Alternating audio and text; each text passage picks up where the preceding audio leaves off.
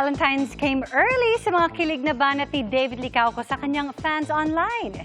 Dream boyfriend nga raw para sa ilan ng pambansang Ginoo na may bagong role na gagampanan sa isang pelikula. Makichika kay Aubrey Carampel. Good morning! Wala lang, good morning lang. Ingat ka, bye-bye. Golden Retriever type. Wait, babe? You look extra pretty today. Na Are you dream preparing for boyfriend something? ng marami. Ganyan ang kilig Hindi ka na pa hatid prepared ni yan? David Licauco online, Invite us nga ng kaya school mo. naman Parang Delulu ganda is mo lang. real, lalo't Kasi nalalapit ang Valentine's Day. BF material nga raw para sa mga naghahanap ng duwan. Dahil sa mga banat na nakakatunaw ng puso. Nariyang aayain kang mag-date sa UP. Para sabay na i-achieve ang fitness goals ngayong 2025. Kaya ka rin daw sabayan sa nature trip o beach vacay at simpleng road trip. Adventurous man at astig, ibang klase rin daw magpa-baby kapag nagtatampo. Girls, can you resist this cutie? Pare, ba't ka malungkot? Gusto ko na-reply.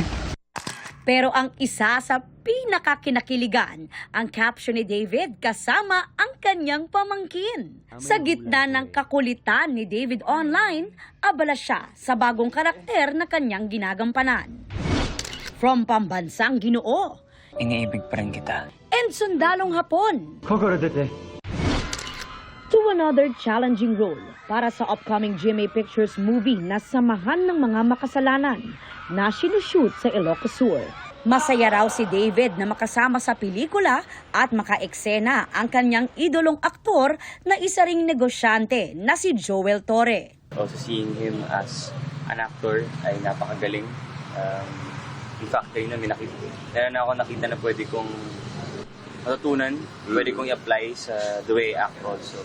Makakasama rin niya sa movie sina Sparkle child star Yuan Micael, Betong Sumaya, Chariz Solomon, Buboy Villar at Sanya Lopez. Sa Instagram ng GMA Pictures, may nakakaaliw na post ng kanilang shooting sa Vigan ng pagkikita ni Sanya at David. Si Sanya tila natulala at hinangin pa ang buhok nang magkatitigan sila ni David. Aubrey Carampel, updated sa showbiz happenings.